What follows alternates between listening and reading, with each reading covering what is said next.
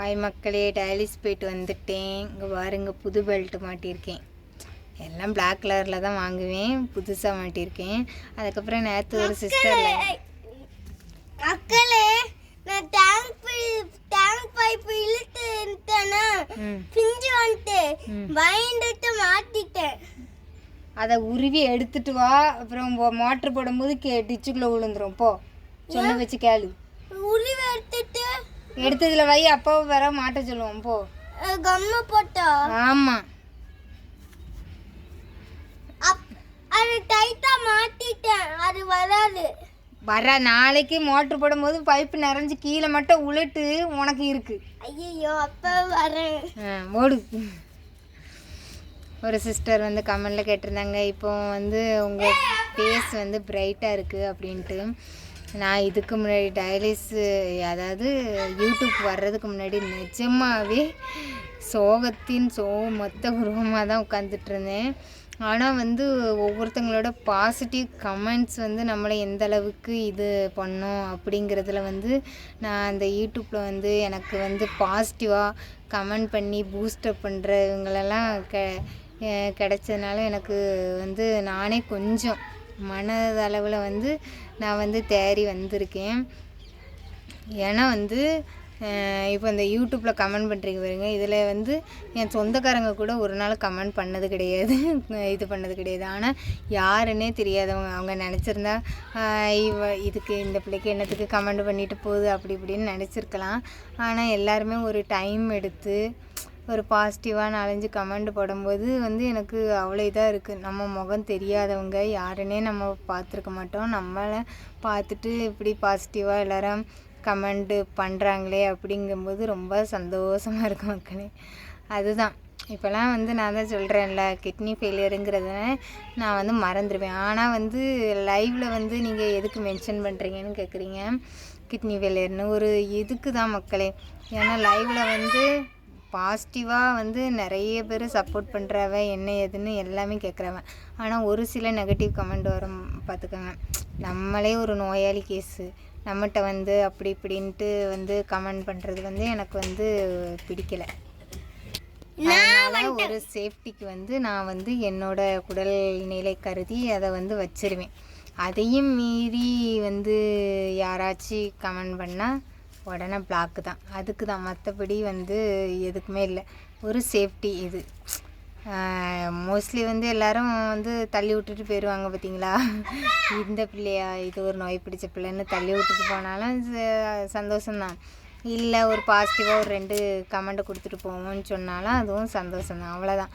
மற்றபடி அந்த ஒரு சில நெகட்டிவ் கமெண்ட் திட்டி போடுறது அது வேறு, வந்து தேவையில்லாத பேச்சுக்கள் வர்றது அது வேறு. அது வந்து அவாய்ட் பண்ணுறதுக்காண்டி தான். ஏன்னா அந்த மாதிரி வச்சோன்னு வச்சுக்கோங்களேன், அந்த லைவில் யாருமே வேறு மாதிரிலாம் பேசுகிறது கிடையாது, வந்து நீட்டாக முடிஞ்சிருது. இதுவே வைக்காமல் சும்மா நம்ம நின்றுக்கிட்டு இருந்தோன்னு வச்சுக்கோங்களேன், நிறைய பேர் பாசிட்டிவாக நம்மளை பற்றி தெரிஞ்சவங்க வந்து பாசிட்டிவாக சொல்லுவாங்க, தெரியாதவங்க இருப்பாங்க பார்த்தீங்களா எடுத்த உடனே. அதனால் அந்த மாதிரி கமெண்ட்ஸை அவாய்ட் பண்ணுறதுக்கு நான் வச்சுருவேன். நான் இனி வைக்கலான்னு தான் இருக்கேன். அப்படி வச்சு வந்து நம்ம போட்டோன்னா நம்மளுக்கு வந்து அந்த மாதிரி எதுவுமே வர்றதில்லை. அதனால தான் உடம்பே இல்லை எதுக்கு சால் போடணும், இதெல்லாம் வந்து இதுவே எனக்கு வந்து பேட் கமெண்ட்டாக தான் தோணுச்சு. ஏன்னா நம்மளே ஒரு நோயாளி, ஒரு டயாலிஸ் பண்ணி பார்த்தா தான் தெரியும் நம்ம உடம்புல இருந்து எந்த அளவுக்கு உறிஞ்சி எடுக்கலாம் எல்லாத்தையும் அப்படின்ட்டு. அதனால் அதை பற்றி தெரியாதவங்க இப்படி போடுறத வந்து அதை வந்து உடனே டெலீட் பண்ணி விட்டுருவேன், பிளாக் பண்ணி விட்டுருவேன். ஆனால் சில சமயம் நம்ம பார்க்காத இதில் அப்படியே இருந்துச்சுன்னா நல்லா இல்லை பற்றியெல்லாம். அதனால தான் நான் இதை போட்டு விட்டேன்னா மோஸ்ட்லி வந்து அந்த மாதிரி கமெண்ட்ஸ்லாம் வராது. அதுக்கப்புறம் என்ன கமெண்ட்டு, கல்யாணம் பண்ணிக்கலாமா இப்படிலாம் கேட்டால் அது வந்து கேவலமாக இருக்குது. அதனால தான் மக்களே அந்த மாதிரி வைக்கிறேன். அதனால் வந்து யாரும் எதை நினச்சிடாங்க, உடனே வந்து எல்லாருமே ஸ்ட்ராங் அப்படி இப்படிங்கிறாங்க. நீங்கள் கொடுத்த நல்ல கமெண்ட்ஸில் தான் நான் இப்போ ஸ்ட்ராங்காகி இப்படி எதையுமே கண்டுக்காமல் உட்காந்து பல்ல காமிச்சிட்ருக்கேன். அதனால் வந்து நான் ஸ்ட்ராங்காக தான் இருக்கேன். இப்போலாம் அதெல்லாம் நினைக்கிறதே இல்லை. டயாலிஸ் போகிறோமா, டயாலிஸ் போகிறது ஒரு ஸ்கூலுக்கு போகிற மாதிரி ஆகிப்போச்சு.